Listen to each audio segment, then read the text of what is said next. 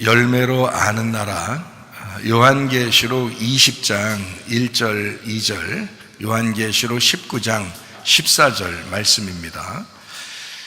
또 내가 보매 천사가 무저갱의 열쇠와 큰 쇠사슬을 그의 손에 가지고 하늘로부터 내려와서 용을 잡으니 곧 옛 뱀이요 마귀요 사탄이라 잡아서 1000년 동안 결박하여 하늘에 있는 군대들이 희고 깨끗한 세마포 옷을 입고 백마를 타고 그를 따르더라.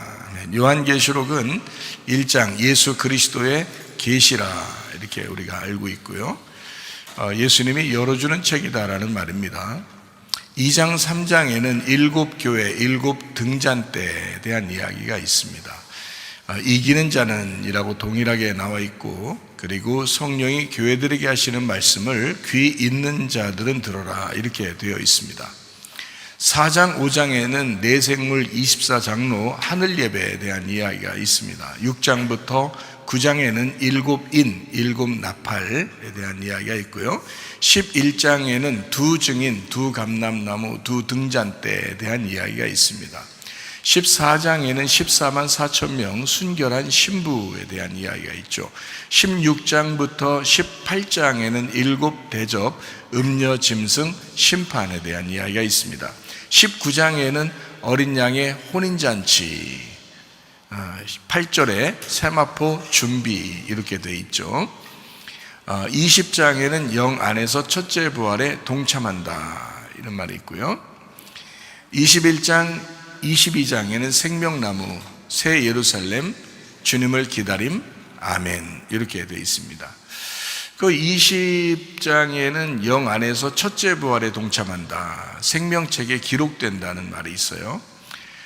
그러면 이제 어떻게 해야지 그렇게 되냐면 어린 양의 혼인잔치에 들어가야지 그렇게 되는 거잖아요. 그래서 19장에는 어린 양의 혼인잔치에 대해서 나와 있고요.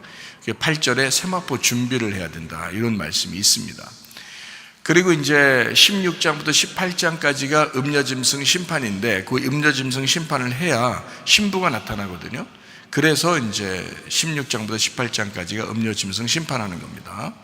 그리고 19장에 이제 신부가 나타나게 되고 어린 양의 신부 이제 혼인잔치를 하게 된단 말이죠. 그러니까 어떻게 보면 성경 전체에서 쭉 이제 성경책을 쓰다가 마지막 결론 부분에 도달하는 게 이제 19장 정도 되는 거예요. 19장이 이제 결론 부분에 도달하죠. 19장에 이제 도착하고 그 다음에 20장, 21장, 22장 이렇게 해서 이제 성경을 마치게 되잖아요. 그러니까 어린 양의 혼인잔치가 어떤 면에서는 성경 마지막에 결론의 이제 중심부에 있는 거죠. 결론 부분의 중심부, 그게 어린 양의 혼인잔치예요.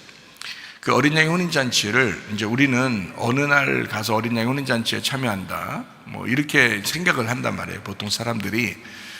그런데 이제 제가 이제 성경을 보는 입장에서는 지금 설교를 듣는 사람들이 어린 양의 혼인잔치에 참여해야 된다 이런 말이고요. 그래서 그 말은 어디에서 이제 그 어린 양의 혼인잔치에 참여해야 되느냐면 교회입니다. 그래서 교회가 신부라는 것이 이제 드러나야 되고, 자기가 이제 그 교회라고 하는 그 신부에 포함돼야 어린 양의 혼인잔치에 들어간 것이다 이 땅에서. 그것이 없이 여기서 교회에서는 뭐 그런 신부 되려는 마음이 없는데 어느 날 하늘나라 올라가면은 어린 양의 신부가 될 거야 라고 그거를 기대하고 사는 사람들이 많아요. 진짜 의외로 많습니다.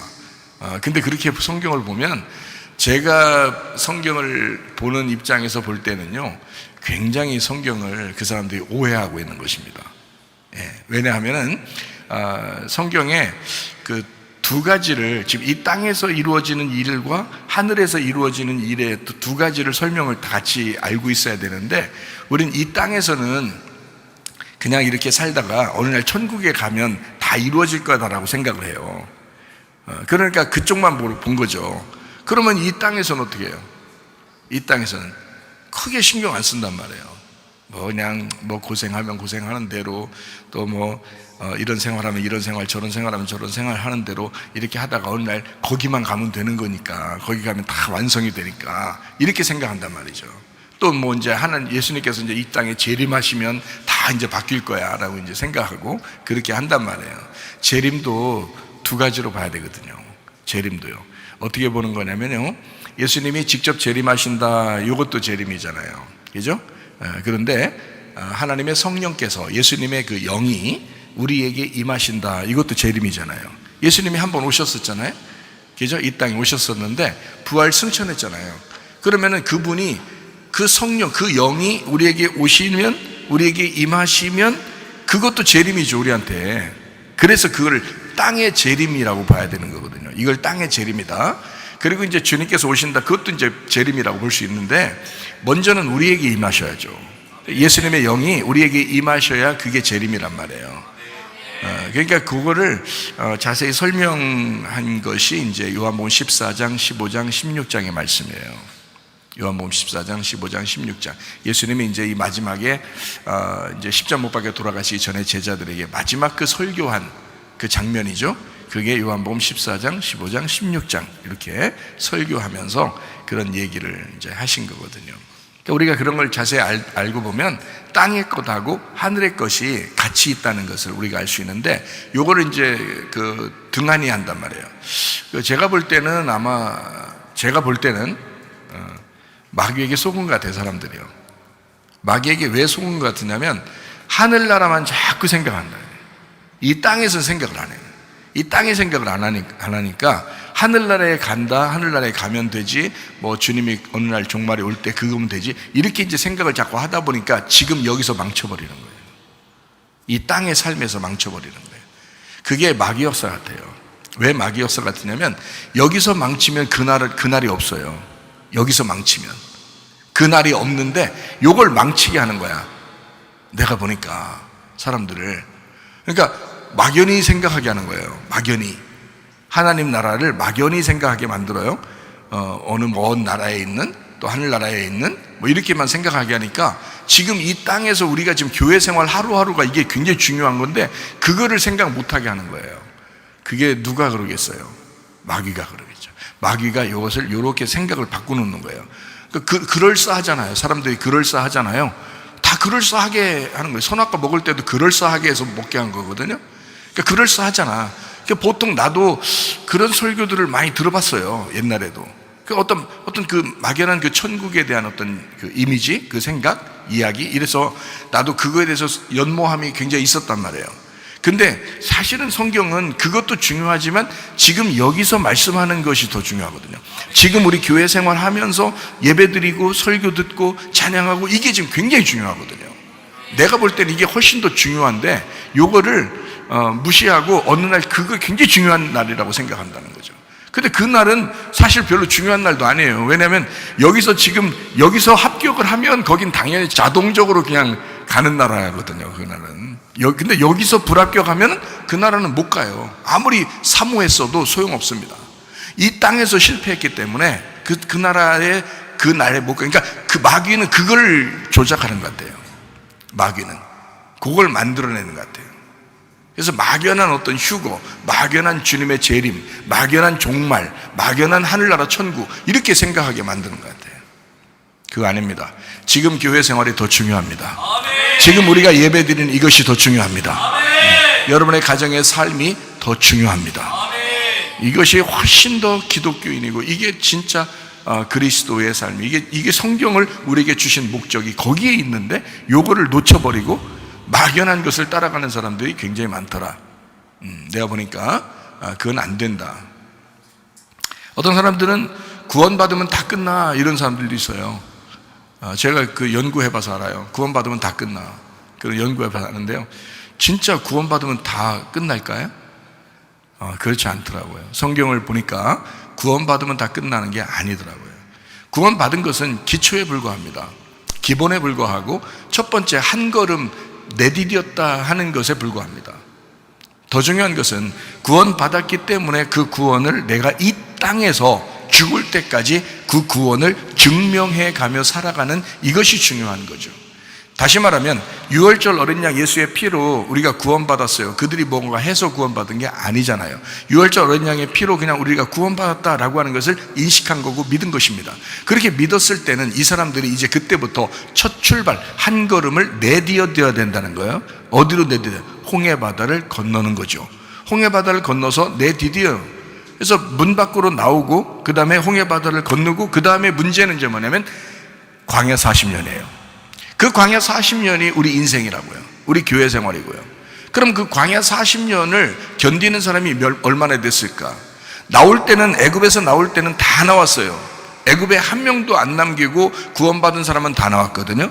근데 광야에서 다 멸망받았다고요. 그러면 어디가 더 중요했었다는 얘기예요?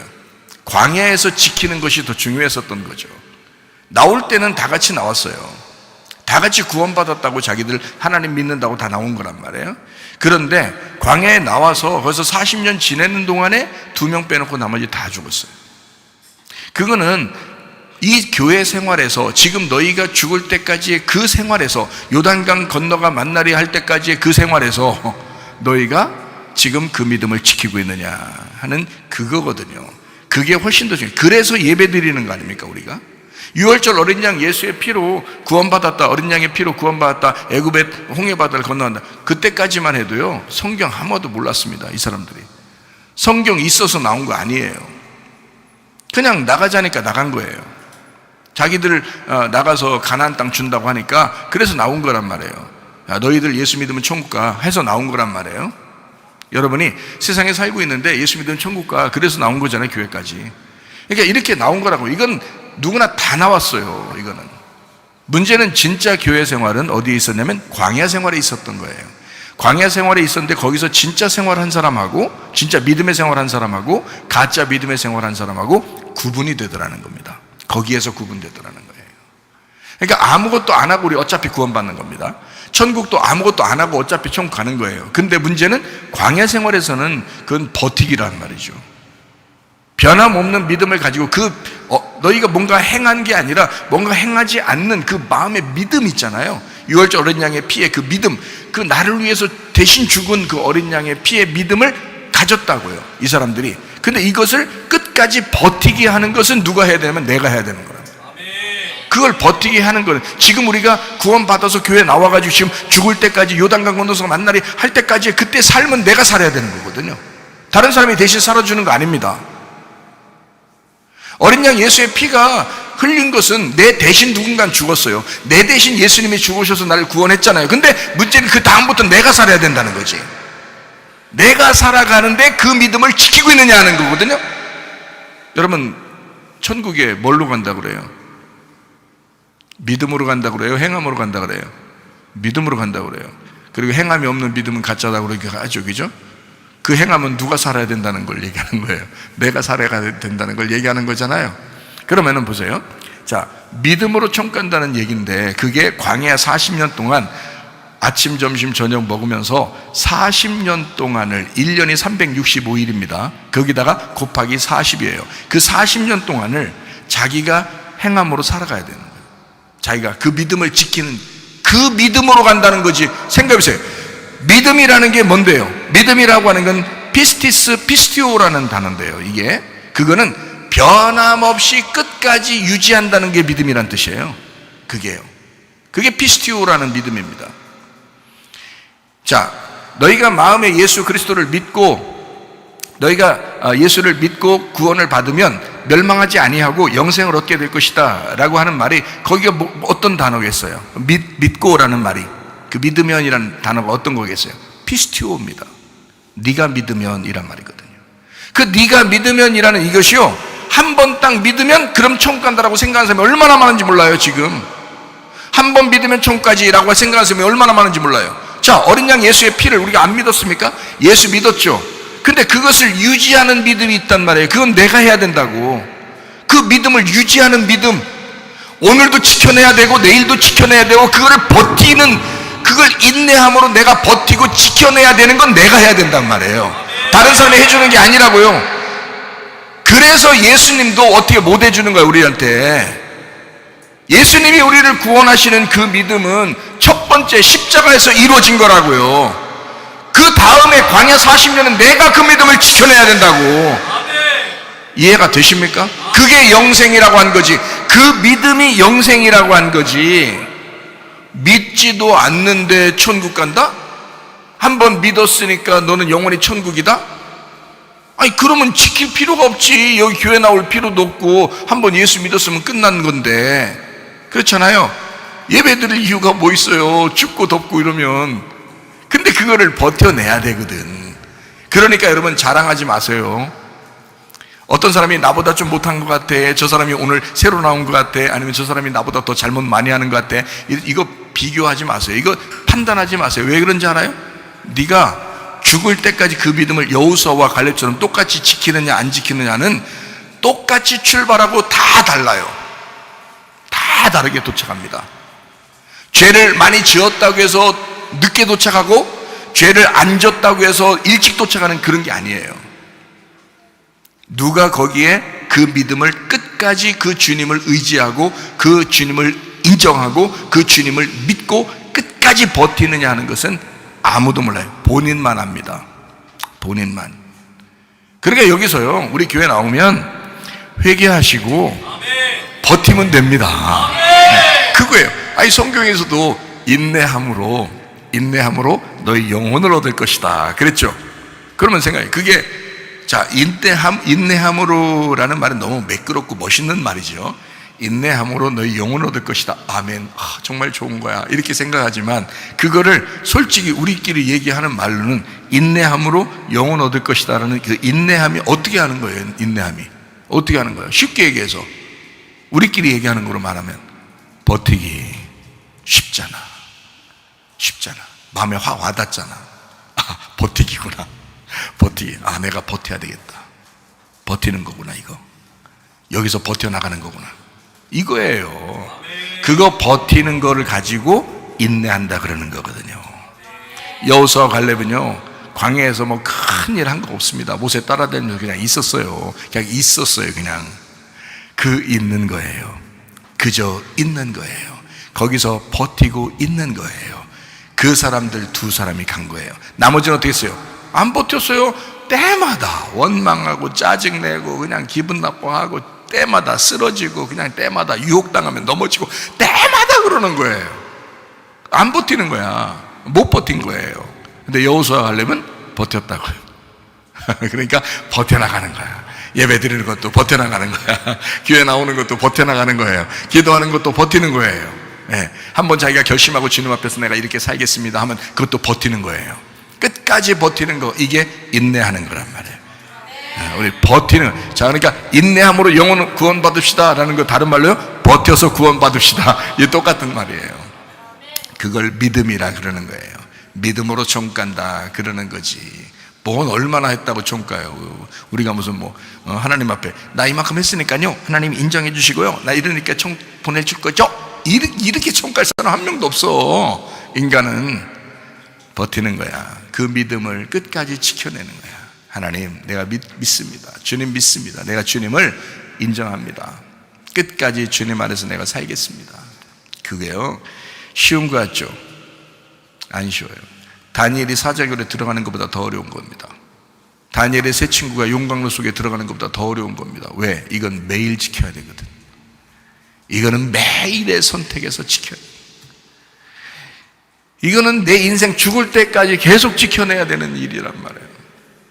이게 더 어려운 선택이고 이게 더 어려운 순교죠. 순교 한번 그냥 목 한번 딱 잘려서 죽는 거는 하루에 끝나. 한 번에 끝나. 오히려 쉬워.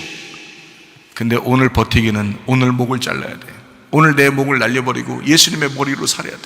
내일 또 내 머리를 잘라버리고 예수님의 머리로 살아야 돼. 내일 모레 또 내 머리를 잘라내고 예수님의 머리로 살아야 돼. 이거를 평생 죽을 때까지 한다고 생각해봐. 이게 믿음이라고 한다면 이게 쉬운 거냐고. 차라리 한 번 목 잘리고 죽는 게 낫지. 그렇잖아요. 이거는 죽을 때까지 내 머리를 날려버려야 돼. 그러니까 이것은 억지로 버틴다고 버티는 게 아니야. 주님의 힘이 있어야 돼. 주님의 능력이 필요한 거예요. 그래서 말씀과 기도로 거룩해진다. 말씀과 기도로 능력이 임해야 가능한 것입니다. 이거는요, 그냥 버텨 내 힘으로 버티는 게 아니다. 하나님의 능력이 임해야 된다. 이거 자기 힘으로 못하는 거예요. 다니엘이 그때 당시에 사는 그런 것보다 더 힘든 거예요. 다니엘의 세 친구가 그때 용광로에 들어가는 그 믿음보다 훨씬 더 강력한 믿음이 필요한 거예요. 이게 지금 우리 살아가는 게요. 그러니까 보통 정신 가지고는 안 되니까 여러분, 결심하고 눈 부리부리하게 하고 말해요. 결심하고 끝까지 내가 한번 버텨보리라. 그게 영혼의 구원 얻는 방법입니다. 이렇게 머리 쓰고 이렇게 할 수 없어요. 요리조리 피해서 지름길 같은 거 가는 거 없어요. 오직 한 길이에요. 예수 그리스도 안에서 그 능력 가지고 살아가는 거예요. 하루하루 버티는 겁니다. 그러니까 오늘 하루를 주님과 함께 내가 동행하고 있는가? 내가 오늘 주님과 함께 동행하고 싶다. 그리고 내가 오늘 하루 주님과 동행하고 있는가? 그리고 마지막 저녁에는 내가 오늘 주님과 동행했습니다. 감사합니다. 내일도 하나님 나를 도와주세요. 내일 일어나서 하나님 오늘도 내가 하루를 주님과 동행하며 살고 싶습니다. 중간에는 주님, 내가 주님과 동행하고 있으니 감사합니다. 마지막 저녁에는 자면서 하나님 오늘도 감사했습니다. 주님과 내가 동행하게 해주셔서 고맙습니다. 내일도 하나님 나를 도와주십시오. 이렇게 하루하루를 순교하는 마음으로 살아가는 게 이게 그리스도인들 생활이라고요. 막 이렇게 찌든 거 아니라고요. 저는 매일 이제 교회 와서 기도하는데요. 누가 시켜서 하는 게 아니라 그냥 하고 싶어서 하는 건데, 아침에 와서 기도하면서 제가 그랬어요. 눈물이 다 나더라고요. 그냥 내가 무엇이 간데, 나 같은 사람이 무엇이 간데, 주님이 이렇게 은혜를 베풀어 주셔서 주님을 알게 하고 이렇게 살아가게 하니 얼마나 감사합니까? 하나님 내가 어떻게 살았으면 좋겠습니까? 하나님 내가 오늘도 어떻게 살았으면 좋겠습니까? 하나님이 원하는 게 무엇입니까? 하나님 내가 어떻게 살았으면 좋겠어요? 하나님 오늘 나를 통해서 뭘 원하십니까? 내가 오늘 아침에 와서 기도한 기도 제목인데요, 기도하는데 하나님이 저에게 응답을 주셨습니다. 내가 너에게 크게 바라는 거 없어. 내가 널 다시 부를 때 내가 너에게 원하는 게 있었어. 뭔지 알아? 항상 기뻐하길 원했어. 쉬지 말고 기도하길 원했어. 범사에 감사하기를 원했어. 그거 내가 원한 거야. 너 그렇게 살아줬으면 좋겠다. 네가 평생에 그렇게 살아줬으면 좋겠다.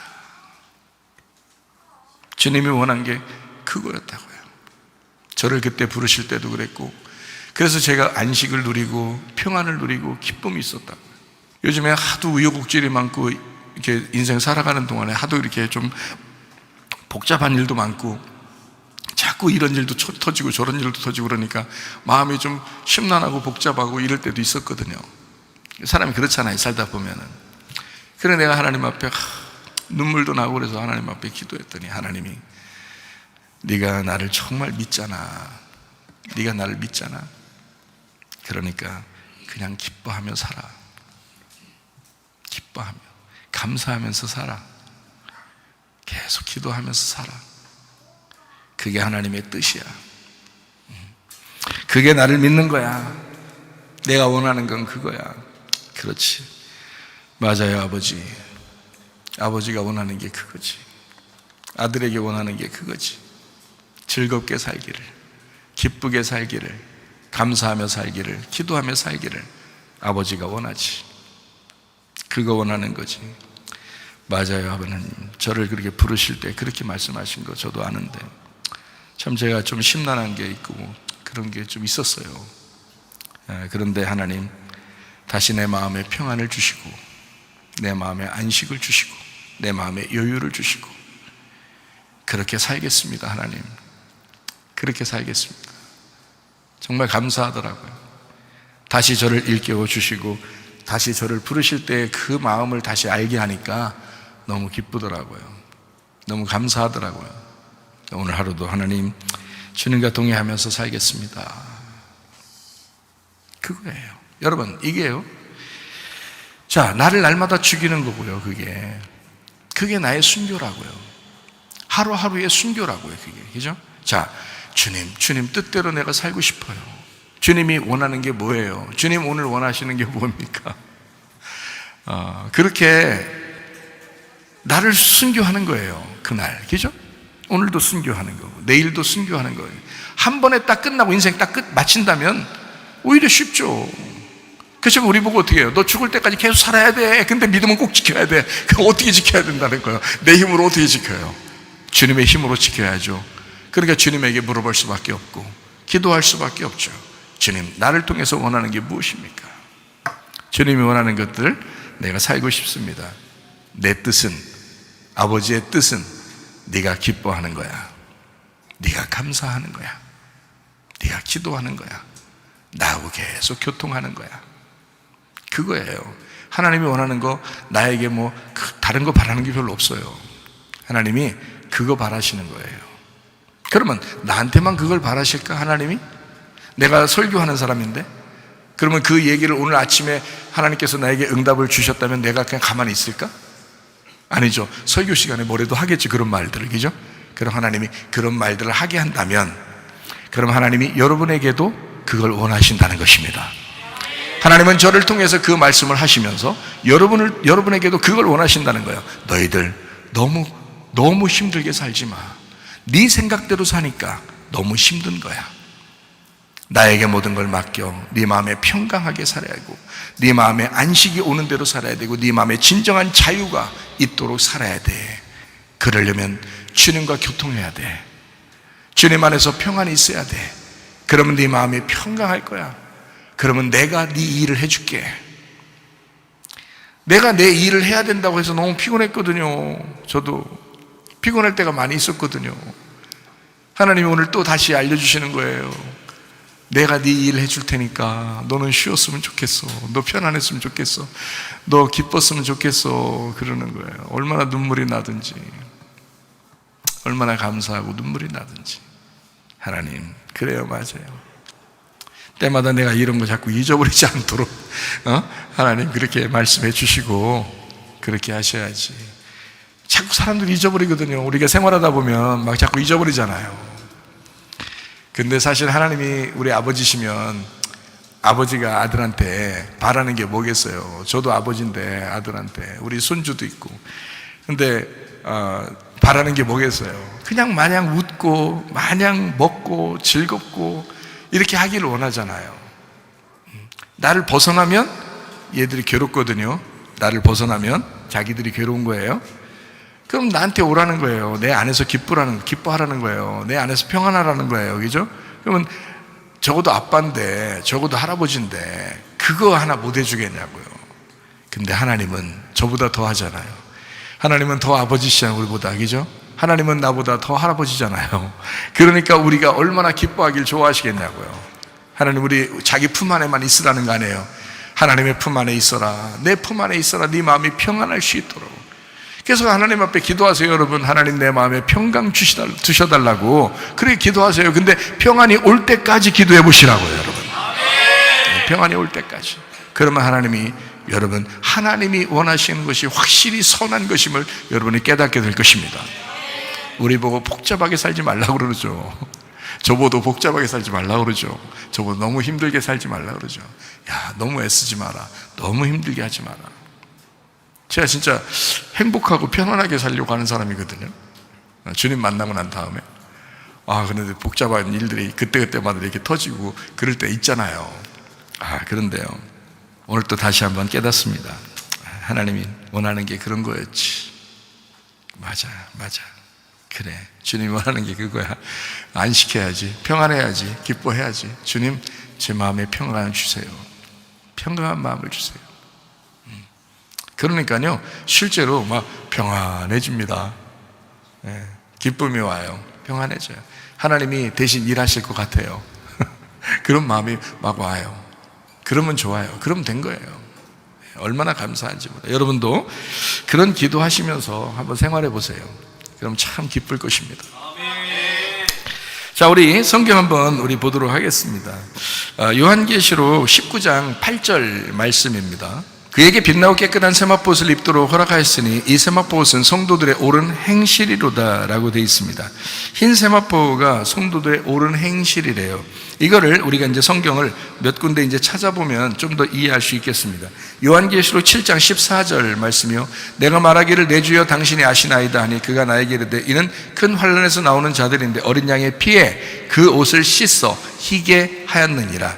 그래서 어린 양의 피에 옷을 씻은 사람들이 흰 옷 입고 나온다, 이렇게 돼 있어요. 시편 45편 13절 14절 말씀입니다. 왕에 따른 궁중에서 모든 영화를 누리니 그의 옷은 금으로 수놓았도다. 수놓은 옷을 입은 그는 왕께로 인도함을 받으며 시종하는 친구 처녀들도 왕께로 이끌려 갈 것이라, 이렇게 되어 있습니다. 금으로 수놓은 옷을 입는데요. 이사야 61장 10절 말씀입니다. 내가 여호와로 말미암아 크게 기뻐하며 내 영혼이 나의 하나님으로 말미암아 즐거워하리니 이는 그가 구원의 옷을 내게 입히시며 공의의 겉옷을 내게 더하심이 신랑이 사모를 쓰며 신부가 자기 보석으로 단장함 같게 하셨습니다. 하나님이요, 우리를 그냥 막 영접하는 게 아니고요, 이렇게 아름다운 옷을 입혀주시고 영접한대요. 이런 옷 입어야 되잖아요. 저는 여러분 목사니까 여러분에게, 저도 그렇게 주님 앞에 깨닫고 있지만 저는 여러분에게 말할 책임이 있는 그런 사명을 가진 자란 말이에요. 그러니까 여러분에게 어떻게 하면 이렇게 이런 흰 옷을 입고 주님 앞에 갈 수 있을까, 이렇게 옷을 준비시켜주는 역할을 하는 거거든요, 교회가. 그래서 이제 여러분에게 이런 말씀들도 같이 하는 겁니다. 마태복음 22장 12절 말씀입니다. 이르되 친구여 어찌하여 예복을 입지 않고 여기 들어왔느냐 하니 그가 아무 말도 못하고. 우리 혼인잔치에 가려면요, 예복을 입어야 돼요. 그냥 아무렇게나 막 누더기 옷 입고 갈 수 없습니다. 그러면 쫓겨나요. 예복을 입어야 된단 말이에요. 그러니까 옷을 입는 거니까 이 옷을 준비시켜서 여러분에게 옷을 입게 만드는 곳이 바로 교회입니다. 이것을 여러분에게 같이 나누는 거죠. 고린도전서 6장 10절 11절 말씀입니다. 도적이나 탐욕을 부리는 자나 술 취하는 자나 모욕하는 자나 속여 빼앗은 자들은 하나님의 나라를 유업으로 받지 못하리라.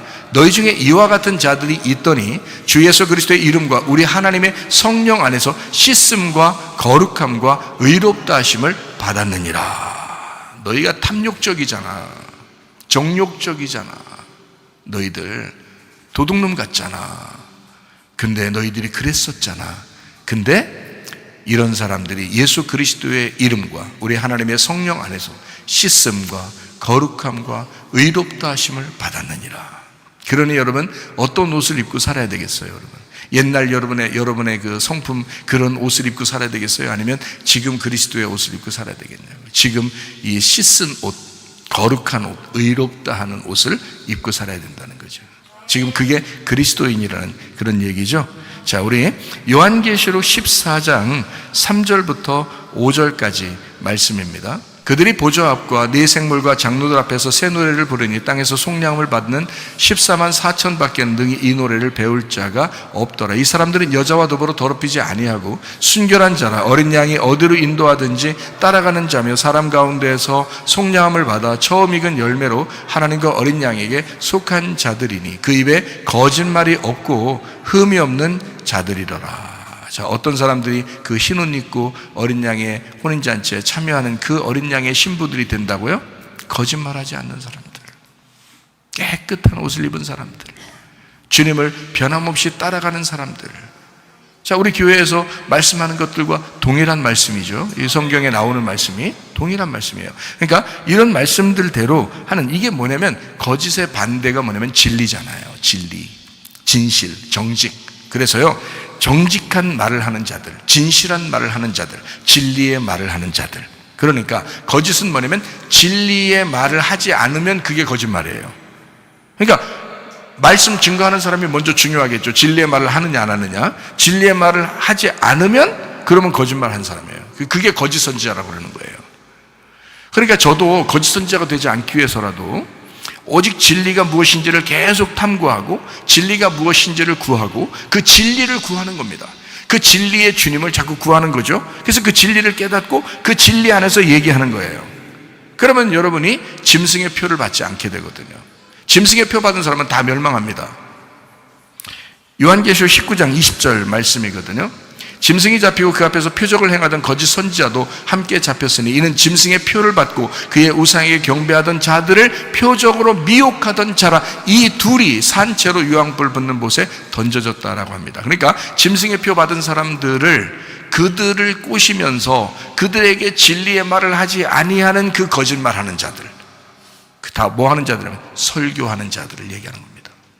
이게 무슨 말이냐면 진리의 말씀을 하지 아니, 그러니까 설교자가 뭘 구분해야 되냐면요, 내가 지금 진리의 말을 하는지 지금 내가 진리의 말을 하지 않는 건지 그걸 구분하셔야 돼. 그것도 구분 못하는 사람들이 이건 진짜 신학교에서는 그거 가르쳐야 돼. 신학교에서는 그거 가르쳐야 돼. 진리가 무엇인지 거짓이 무엇인지를 구분하는 방법들을 가르쳐 줘야 될 것 같아요. 신학교에서는. 어쨌든 뭐 다 훌륭한 목사님들이지만, 인격적으로 다 훌륭한 목사님이지만, 자, 진리의 말씀을 하지 않고 간혹 자기의 뜻대로 생각해서 설교를 만들고 자기의 뜻대로 설교하는 사람도 있을 거란 말이에요. 진리의 말이 아닌데 이 세상에서 잘 되는 어떤 방법들, 뭐 이렇게 예를 들자면 그렇단 말이에요. 또 뭐 우리가 어떻게 섬겨야 하늘나라 간다, 뭐 이런 얘기를 한다든지, 뭐 이것도 아닌 거죠. 하나님의 섬김을 받아야 되는데 반대말 하는 거예요. 우리가 하나님을 섬김으로써 천국 간다, 뭐 이런 얘기하는 사람들도 이것도 반대말 하는 거잖아요. 반대말 하는 거는 다 거짓말이에요. 진리의 말이 아닌 것은 다 거짓말이라고요. 하나님의 섬김을 받아야 된다는 거거든요. 하나님의 섬김을 받아야 천국 가는 겁니다. 하나님으로부터 구원이 와야 되는 거예요. 그러니까 우리 쪽이 아니라고요. 우리 쪽이 아니라 하나님 쪽에서 하는 거란 말이에요. 그것을 내가 버티는 거, 인내하는 것은 내가 하는 거잖아요. 그것은 지금 우리가 버텨내는 거거든요. 지금 인내하는 거, 그 구원을 붙잡고 그 믿음을 붙잡고 우리가 버텨내는 거거든요. 죽을 때까지. 그 삶을 사는 것은 내가 살지만 위에서부터 섬김을 받으셔야 된다고요. 그 섬김 받은 것을 붙들고 있는 거거든요. 그 믿음을 붙들고 있는 그게 믿음이라고 하는 거예요. 믿음으로 천국 간다 한다는 말이 그 말이거든요. 그래서 그렇게 진리의 말씀을 가르치는, 진리의 말을 가르치는 그것이 아니면 다 거짓말이 된단 말이에요. 그러니까 참 다 조심스럽죠. 그죠? 말씀을 가르치는 사람도 조심스럽고 배우는 사람들도 조심스러운 거죠. 배우는 사람들도요, 짐승의 표 받고 살면 안 됩니다. 짐승의 표는 세상에 있는 거예요. 교회에 있으면 안 되는 거예요. 근데 교회에 들어온다고요. 그게 교회의 사상이 돼버리고 사람들을 꼬셔나가고 유혹하고 넘어뜨리고 세상적으로 살게 하고 이렇게 만든단 말이에요. 안 된다고. 교회는 세상과 다른 것입니다. 하나님의 표가 있어야 되는 거예요. 하나님의 진리의 표를 받으셔야 된다는 거예요. 이게 우리가 살 길이란 말이에요. 아니, 내가 목사인데 나도 주님 만나야 될 텐데 내가 왜 멸망받을 짓을 하겠냐고 생각을 해보시라고요.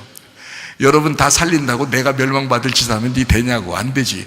아니, 여러분도 살아야 되지만 나도 살아야 된다고요. 나도 주님 만날 때 살아야 된다고.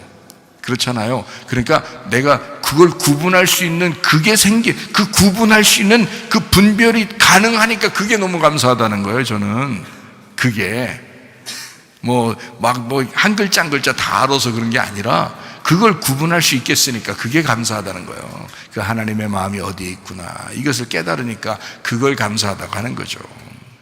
구분할 수 있겠다 이거예요. 그래서 짐승의 표의 반대말이 뭐냐면 거룩입니다. 짐승의 표의 반대말이 진리라는 거예요. 그 겸손이라는 겁니다. 그러니까 짐승의 표는 뭐겠어요? 짐승의 표를 가진 것은 탐욕이죠, 정욕이죠, 음란이죠, 교만이죠, 욕심내고 막 그러는 거죠, 거짓말이죠. 이게 다 짐승의 표라고요. 이게. 그럼 우리는 어떻게 해야 돼요? 짐승의 표의 반대말로 살아야 되니까 진리의 말씀으로 살아야 되잖아요. 이게 진리가 돼, 진실해야 된다. 음란에서 벗어나 거룩해야 된다. 욕심에서 벗어나 우리 자신이 욕심이 없는, 탐욕이 없는 자가 돼야 된다. 겸손한 사람이 돼야 된다. 이런 거거든요. 그게 거룩한 하나님의 백성들이다. 이렇게 이야기하는 것입니다. 자, 요한계시록 19장 14절 말씀입니다. 하늘에 있는 군대들이 희고 깨끗한 세마포 옷을 입고 백마를 타고 그를 따르더라 이랬습니다. 여기도 분명히 하늘에 있는 군대들은 어떤 옷을 입는다? 희고 깨끗한 세마포 옷을 입고 백마를 탄다 이렇게 되어 있어요. 희고 깨끗한 세마포시죠, 백마 탄다 이렇게 되어 있잖아요. 다 하얀색이잖아요. 하얀색. 여기 이런 하얀색 아닙니다. 이런 하얀색 아니에요. 제가 봤어요. 제가 봐서 이거는 이런 하얀색입니다 이렇게 말하지 않는다는 거죠. 이건 빛나고 깨끗한 세마포 옷이 있어요. 그거는 본 사람만 아는데 투명한 색입니다. 색이 없어요. 그러니까 원래는 색이 없어요라고 썼어야 되는데 여기 성경에요. 이제 그걸 직접 본 사람들이 썼어야 되는데 그렇지 않고 그냥 성경에 흰색이라고 하는 것은 다른 게 섞이지 않았다라고 해서 흰색을 쓴 거예요. 근데요, 원래는 흰색이 아니고 투명한 색이다. 그러니까 빛나고 깨끗한 투명한 색깔이다. 이렇게 해야지 정답입니다. 그게 직접 보면 알아요. 투명한 색이에요. 근데 속이 안 보여요. 속이 안 보이는 투명한 색깔입니다. 그렇게 빛나고 깨끗한 천사의 옷이 있어요. 그것을 입고 주님을 따라간다. 하늘나라에는 그 옷을 입게 돼 있어요. 그러니까 그 옷이 무엇인지를 우리가 또 발견해야 되잖아요. 그래서 성경에 빛나고 깨끗한 흰 옷, 또 흰 말, 이런 거에 대해서도 우리가 좀 보고, 그리고 이제 마지막 말씀을 정리합니다. 자, 요한계시록 4장 4절 말씀입니다. 보좌에 둘러 24보좌들이 있고 그 보좌들 위에 24장로들이 흰 옷을 입고 머리에 금관을 쓰고 앉았더라. 14장 14절 말씀이요. 또 내가 보니 흰 구름이 있고 구름 위에 인자와 같은 이가 앉으셨는데 그 머리에 금멸유관이 있고 그 손에는 예리한 낫을 가졌더라. 흰 구름이 나옵니다. 15장 6절이요. 7 재앙을 가진 7 천사가 성전으로부터 나와 맑고 빛난 세마포 옷을 입고 가슴에 금띠를 띠고, 요거 딱 정답 같은 말씀이에요. 여기 희다고 안 써놨잖아요. 그죠? 희다고 안 써놨잖아요. 그러니까 투명하다고도 안 써놨지만 희다고도 안 써놨어요. 그죠? 원래 우리가 생각하는 흰색하고 다른 거거든요. 달라. 흰색은 불투명한 거잖아요. 흰색 자체가 불투명하다고요. 근데 그게 아니고 빛난 세마포 옷, 그러니까 투명한 빛나고 깨끗한 세마포 옷, 이렇게 해야 맞죠. 맑고, 그래서 아마 맑고 요게 투명하고 빛나고 깨끗한 세마포, 이렇게 해야 정답 맞는 얘기입니다. 하여튼 그런 옷이에요. 자, 19장 8절 말씀입니다. 그에게 빛나고 깨끗한 세마포 옷, 여기도 흰색이라고 안 했는데요, 이게 참 맞는 말들이죠.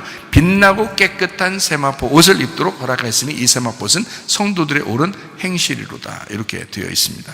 자, 20장 11절 말씀이요. 또 내가 크고 흰 보좌와, 여기는 희다고 했죠. 흰 보좌와 그 위에 앉으신 이를 보니 땅과 하늘이 그 앞에서 피하여 간데없더라 라고, 흰 보좌라고 되어 있습니다. 자, 그러니까 어쨌든 맑고 투명한 옷 아니면 희다, 이렇게 표현했어요. 희다라고 하는 것은 색깔이 섞이지 않았다는 얘기고, 투명하다라고 하는 것은 완전히 깨끗하고 맑다는 얘기를 하는 겁니다. 그러니까 하나님이 어떤 분이냐? 맑으신 분이에요. 하나님 맑으신 분입니다. 여러분, 우리가 흐리멍텅하게 사는 사람은 주님과 교통하기 어렵습니다. 맑아야 돼요. 애기들 보세요. 애기들. 하나님이요, 애기들 정말 좋아합니다. 애기들하고 정말 교통하기를 원하시는데 하나님이요, 애들 눈을 보세요. 애기들 눈이요, 참, 애기들 눈이 어떻게 보여요? 애기들 눈이 어떻게 보여요?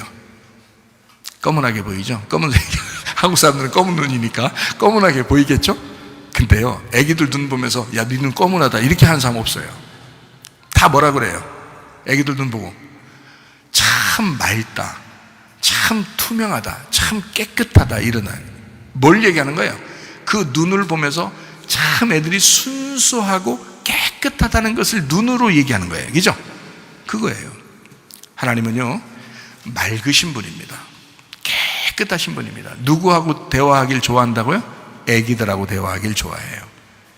애기들이 아마 가끔 천사도 보고 아마 그러는 것 같은데요. 애기들은 말은 안 해서 그렇지 말할 때쯤 되면 벌써 안 보이고요, 말하기 전에만 보여주는 특징이 있어요. 참 이상해. 천사들도 보고 그러는 것 같은데, 어쨌든 하나님은 그런 걸 좋아해요. 애기들은 아마 태어나서 얼마 있는 애기를 다 총갑니다. 애기들은요. 그러니까 얼마나 그 눈이 맑은지 몰라요. 깨끗하고 투명한 맑은 하나님이 그러신 분이에요. 그게 정결하다. 하나님은 정결하신 분이다. 그거를 다른 말로 거룩하신 분이다, 이렇게 하는 거예요.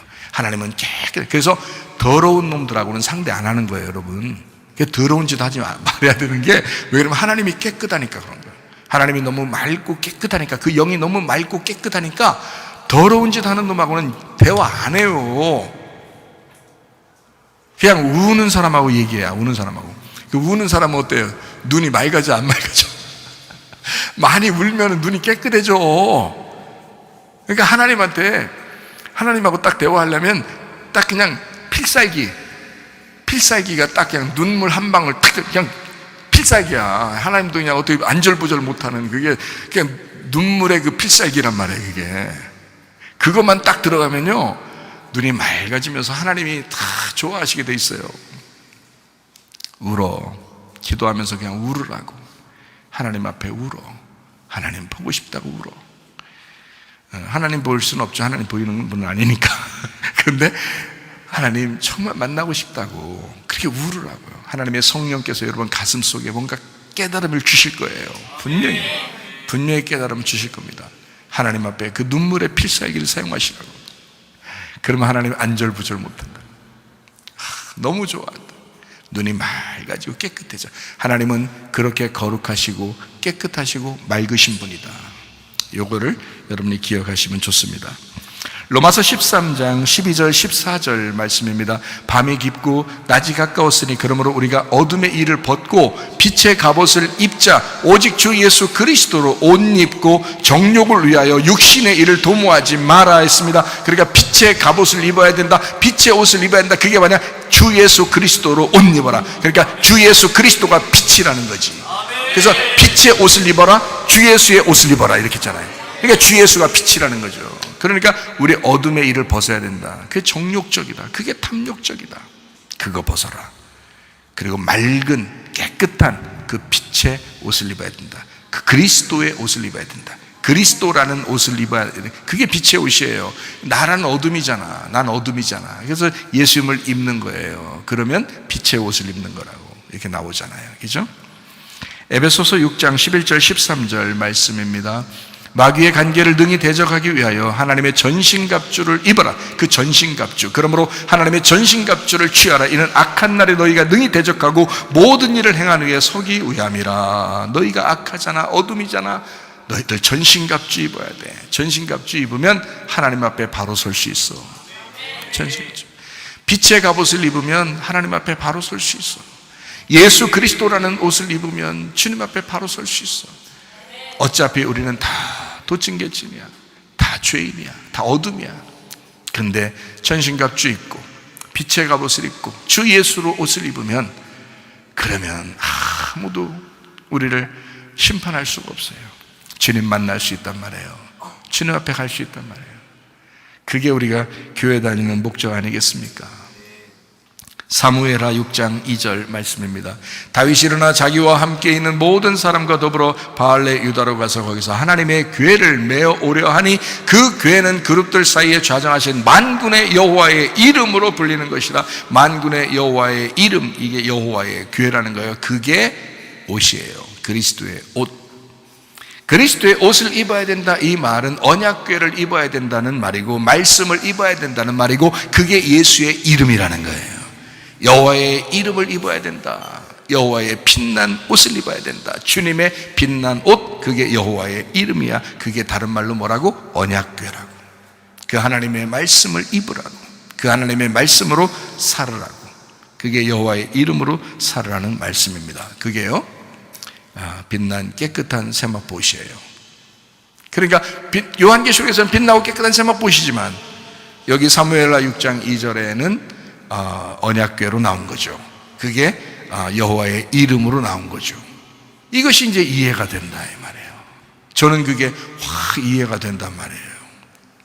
여러분이 혹시 이해가 안 되시는 분이 들으면서 일단 다 이해가 되겠지만 혹시 이해가 안 되면 하나님 앞에 이 문제도 하나님 앞에 기도해 보세요. 목사님은 이게 확 와닿아서 이해가 된다는데 아니 분명히 단어도 틀리고 빛나고 깨끗한 세마포옷하고 여호와의 이름하고 이 언약궤하고 단어가 다 틀린데 어떻게 이걸 왜 언약궤를 여호와의 빛나고 깨끗한 세마포옷이라고 그러고 빛나고 깨끗한 세마포옷이 여호와의 이름이라고 그러고 여호와의 이름이 어떻게 이렇게 되느냐. 여호와의 이름을 입으라고 그러는데 언약궤를 입으라고 하는데 목사님은 이게 확 와닿지 않는다. 확 와닿게 해달라고 기도해 보세요. 오늘 와닿을 것입니다. 네, 저는 확 와닿아요. 이게 와닿아요. 그래서 그 말씀으로 제가 살아가고 있습니다. 자, 말씀을 정리합니다. 요한계시록 20장 2절 말씀입니다. 용을 잡으니 곧 옛 뱀이요 마귀요 사탄이라 잡아서 1000년 동안 결박하여. 자, 용을 잡았더니 이게 뭐라고요? 어떤 놈이라고? 뱀이라고요. 그게 그 뱀이 뭐라고요? 마귀라고요. 마귀가 뭐라고요? 사탄이라고요. 그러니까 용이나 옛 뱀이나 마귀나 사탄이나 다 같은 놈이네. 그죠? 그러면 여기서 용은 안 보이잖아요. 마귀 안 보이죠. 사탄 안 보이죠. 근데 하나 보이는 게 하나 딱 있어. 뭐예요? 뱀이 어디서 보였어요? 그 옛날 뱀이잖아. 처음 뱀이잖아. 처음 뱀이 어디서 보였어요? 창세기 3장에 보였죠. 창세기 3장에 아담과 하와에게 선악과를 먹이려고 유혹한 뱀이 옛 뱀이거든요. 그러면 그 놈이 누구라고? 용이었다고. 어디에서 나오는 게 용은? 요한계시록에 나오는 거라고요. 용이 짐승에게 힘을 주잖아요. 그죠? 그 용이 뱀이었단 말이에요. 그 뱀이 결국 마귀란 말이에요. 그 마귀가 사탄이었네.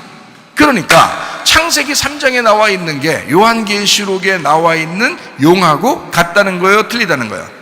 같다는 거야. 그러면 이 뱀이라는 놈이 죽었어? 안 죽었어요? 안 죽었어. 계속 내려오고 있다는 얘기예요. 그죠? 성경의 창세기부터 요한계시록까지의 그 기간 동안에 계속 내려오던 거 있다면 지금까지 내려올까 안 내려올까? 계속 내려오고 있다는 거죠. 그러니까 용은 마귀요 사탄이요 옛 뱀이다. 변함없이 내려오고 있다. 변함없이. 자, 사람 봐요. 나무하고 열매가 있어요. 제가 이거를 여러분 우리 교회 정말 여러분 사랑하는 여러분 성도들에게 이걸 정말 제가 전해주고 싶어요. 여러분 구원받아 천국 가고 싶잖아요. 구원받아 천국 가는 게 어떻게 하는 거냐면 이렇게 하는 거예요. 잘 들어봐요. 나무가 있고 열매가 있습니다. 그러면 이 두 개가 다 중요하죠. 나무도 중요하고 열매도 중요합니다. 그런데 나무에서 분명히 이 나무가 어떤 나무인지를 뭘로 알 수 있어요? 열매로 아는 거예요. 그러니까 이 나무의 결과물은 열매에서 나타나는 거예요. 그렇죠? 이 나무의 결과물은 열매에서 나타난다고요? 열매는 나무가 살아있다는 걸 증명해내는 거고요. 그렇죠? 그러니까 나무에서 열매가 나타난다. 이걸 한번 잘 생각해 봐요. 자, 짐승이 있습니다. 짐승이라는 나무가 있어요. 그러면 누구하고 대적할까요? 어린 양이라는 나무하고 대적합니다. 그러면 짐승의 열매가 있을 거 아니에요. 나무니까 이놈이 나무니까 열매가 있을 거 아니에요. 그러면 열매가 있는데 그 열매는 뭘로 나타날까요? 짐승의 열매는 뭘로 나타날까요? 음료로 나타납니다. 음료로. 그게 요한계시록이에요. 그러면 어린 양이라는 나무가 있어요. 그럼 어린 양의 열매는 뭘로 나타날까요? 신부로 나타나는 겁니다. 그렇겠죠? 그러니까 음녀하고 신부하고 대적하는 거고요. 짐승하고 어린 양하고 대적한다 이렇게 돼 있죠. 그렇죠? 그러니까 짐승이라는 나무를 타고 있으면 열매가 음료로 나타나게 돼 있는 거고요. 어린 양이라고 하는 분을 만나면 신부가 되게 돼 있습니다. 이렇게요. 나무가 어떠하냐에 따라서 열매로 나타나는데 이 어린 양이라고 하는 나무는 열매라는 신부를 통해서 완성이 되는 거예요. 자, 짐승이라고 하는 것이 아무리 막 활개를 쳐도요, 뭘로 이 세상을 유혹하냐면 음녀가 유혹하는 겁니다. 그러니까 음녀를 통해서 나무라는 짐승이 살아나는 거예요. 음녀를 통해서. 그러니까 여러분, 자, 여러분과 제가 신부인 교회잖아요. 우리를 통해서 누가 드러나야 되겠어요? 어린 양 대신 예수님이 드러나야 되겠죠? 그거예요. 이걸 드러내야 되는데 우리가 열매가 썩어 있고 열매가 나타나질 않아. 그러면 나무가 잘못됐든지, 그죠? 나무가 올바르다면 나라는 열매에서는 반드시 나타나야 되겠어요. 예수라는 열매가, 그죠? 반드시 나타나야 되겠죠? 바로 그겁니다. 자, 그래서 성경에는 마태복음 7장 16절을 한번 보겠어요. 그들의 열매로 그들을 알지니 가스나무에서 포도를 또는 엉겅퀴에서 무화과를 따겠느냐. 17절 이와 같이 좋은 나무마다 아름다운 열매를 맺고 못된 나무가 나쁜 열매를 맺나니. 18절이요. 좋은 나무가 나쁜 열매를 맺을 수 없고 못된 나무가 아름다운 열매를 맺을 수 없느니라. 19절이요. 아름다운 열매를 맺지 아니하는 나무마다 찍혀 불에 던져지느니라. 20절이요. 이러므로 그들의 열매로 그들을 알 것이다 라고 되어 있습니다. 23절도 봅니다. 그때 내가 그들에게 밝히 말하되 내가 너희를 도무지 알지 못하니 불법을 행하는 자들아 내게서 떠나가라 하리라, 이렇게 되어 있습니다. 그러니까 나무에 문제가 있으면 열매는 반드시 잘못 나오게 되어 있고요, 나무가 올바른 나무라면 반드시 열매는 좋게 나오게 되어 있습니다. 자, 여기까지 이해가 되죠? 무슨 말인가? 그러면 열매로 나무를 안다는 거죠. 열매로 분명히 나무를 안다는 거죠. 그죠? 나무가 올바르면 열매로 나오게 돼 있고, 열매를 통해서 이게 사과 열매를 보면 이게 사과나무구나라는 걸 알게 되고요, 배가 열리게 되면 저 배나무구나 이렇게 알게 되고, 복숭아가 열리면 복숭아나무구나 이렇게 알게 되는 것처럼 열매를 통해서 이 나무가 증명이 되는 거란 말이에요. 이 나무가 어떤 나무라는 걸 알려진다는 거죠. 그죠? 자, 그러니까 우리의 나무는 누구냐면 예수님이십니다. 우리의 나무는 예수님이고 농부는 하나님이셔요. 그러면 나무가 예수님이니까 그 나무라는 예수님에서 내가 열매란 말이에요. 내가 열매라고요. 나를 통해서 예수가 증명되는 거라고.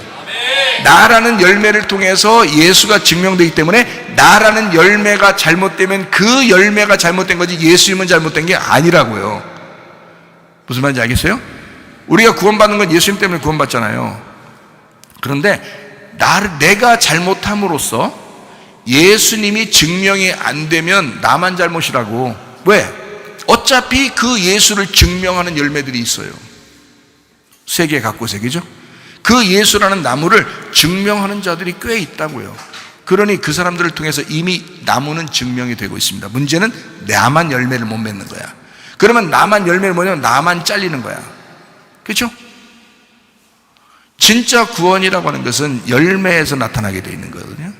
나무에서 나타나는 게 아닙니다. 진짜 구원은 열매에서 나타나게 되어 있어요.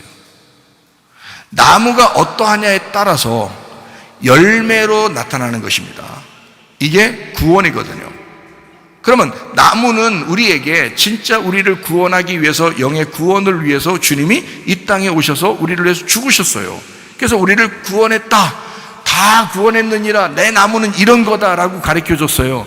그래서 나라는 열매를 통해서 내가 구원받은 것으로 예수라는 나무가 십자가의 죽음이 증명되는 것입니다. 그렇죠?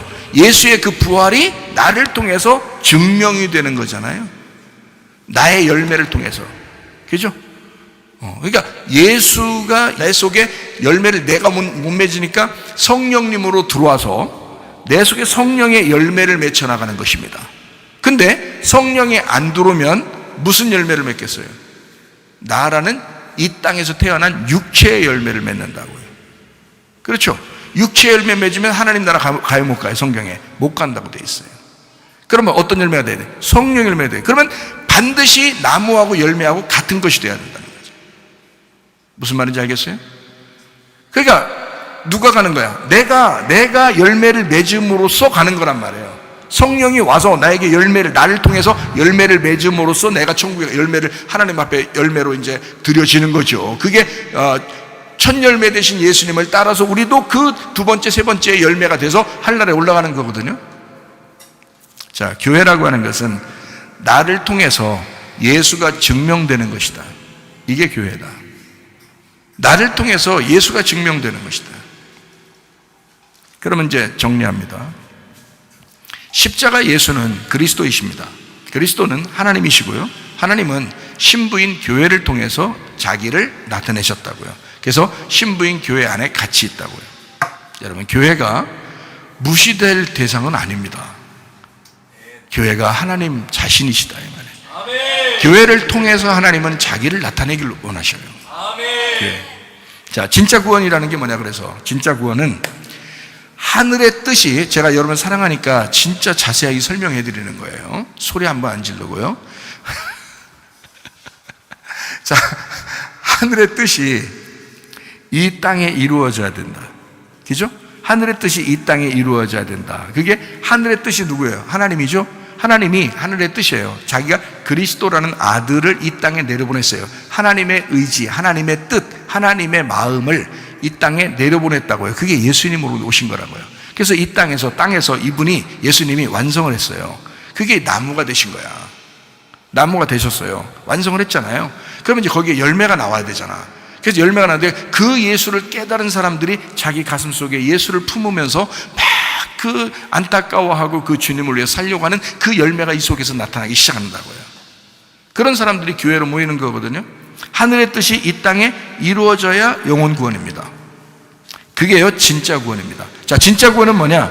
나무가 있는데요, 열매로 나타날 때 비로소 이 열매를 보고 나무라는 걸 완성하는 겁니다. 그러니까 이 나무가 혼자 있을 때는 완성이 아니에요. 열매로 나타날 때 이 나무였구나 이렇게 되는 거예요. 그죠? 사과가 열릴 때 사과나무였구나, 배가 열릴 때 배나무였구나, 복숭아가 열릴 때 복숭아 나무였구나가 증명되기 때문에 하나님이 그걸 모르실 리가 없다고요. 예수님이 이 땅에 오셨다고 그 열매가 맺혀지는 게 아니란 말입니다. 오셔서 십자가 못 박혀 돌아가시고 이제 드디어 그를 믿는 자들이 생기는 거예요. 그 믿는 교회가 생김으로써 그 교회를 보고 예수가 완성되는 겁니다. 그러니까 열매를 통해서 나무가 완성된다고. 그래요? 자, 그러면 나무를 통해서 열매를 알 수 있고요, 열매를 통해 나무가 완성됩니다. 이게 진짜 구원인 거예요. 자, 보세요. 진짜 구원은 그래서 뭐냐? 영혼 구원이 진짜 구원이다.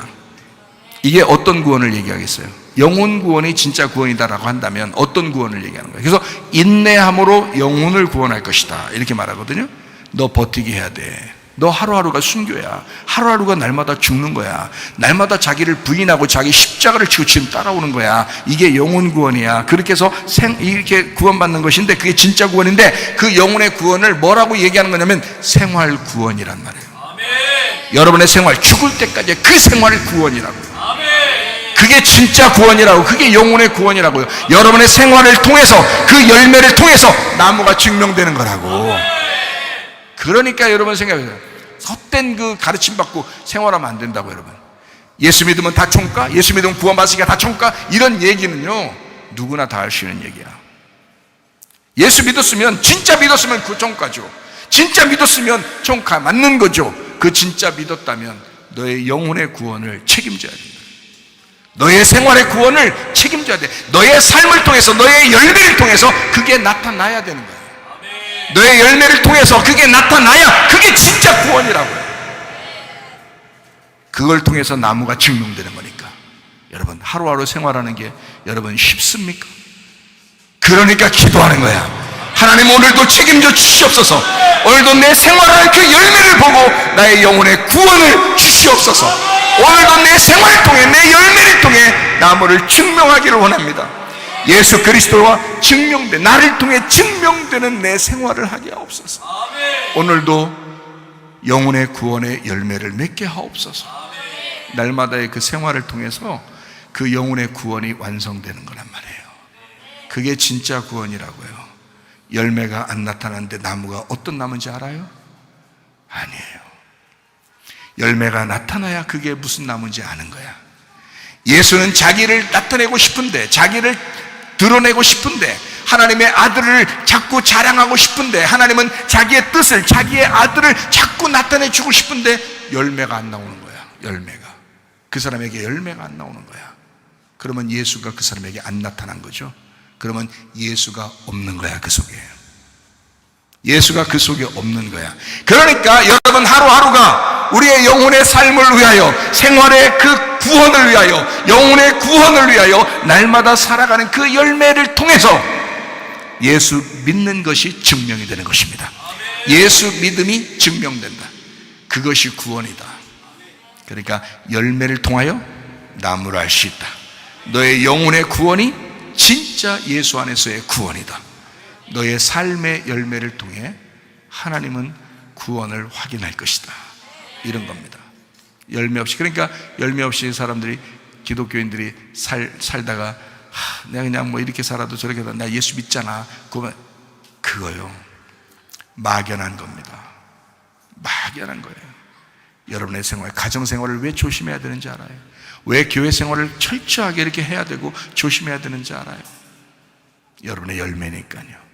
이게 여러분의 열매니까, 이게 삶이니까, 이게 예수가 여러분 속에 있다고 하는 그 열매잖아요. 그 열매를 봐서 그 여러분 속에 예수가 진짜 있는지 없는지가 확인된다고요. 그게 구원이라고. 마귀는 예수 믿고 천국 간다 이런 말이 아니고, 죽을 때까지 날마다 순교하는 각오를 가지고 영혼의 열매를 맺으시다가 주님 만나시기를 바랍니다. 기도하겠습니다. 우리 한 목소리를 기도합니다.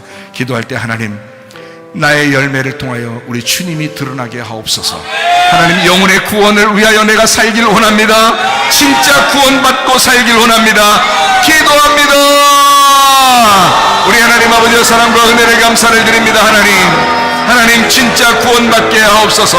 영혼의 구원받아 살게 하옵소서. 우리의 열매를 통하여 하나님 그리스도 예수의 열매를 통하여 그리스도가 드러나게 도와 주시옵소서. 우리 속에 예수의 죽음과 부활이 확실하게 증명되게 도와 주시옵소서. 비하면 떠나갈지어다, 아토비 떠나갈지어다, 위장병 떠나갈지어다, 어지럼증 사라질지어다, 두통은 사라질지어다, 류마티스 관염 떠나갈지어다, 어깨 통증 사라질지어다, 허리디스크 목디스크 떠나갈지어다, 심장병 온전해질지어다, 각종 종양 암덩어리 떠나갈지어다, 감기몸살 온전해질지어다, 협착증 사라질지어다, 건선피 온전해질지어다, 이명은 사라질지어다, 자가면역 질환 온전해질지어다, 식도염 사라질지어다, 유력의석 떠나갈지어다, 우울증 불면증 환자의 드론불안 초조 다 떠나갈지어다, 음란조직 도둑질 미움 욕심명은 다 떠나갈지어다. 하나님, 그리스도의 열매가 우리를 통하여 나타나게 하옵소서. 우리 교회가 그리스도의 열매가 되게 하옵소서. 예수님 존귀하신 이름 받들어 기도 올리옵나이다. 아멘. 주님 감사합니다. 우리 하나님 아버지 함께 하시고 사랑하심을 믿습니다. 우리 하나님 도와주옵소서.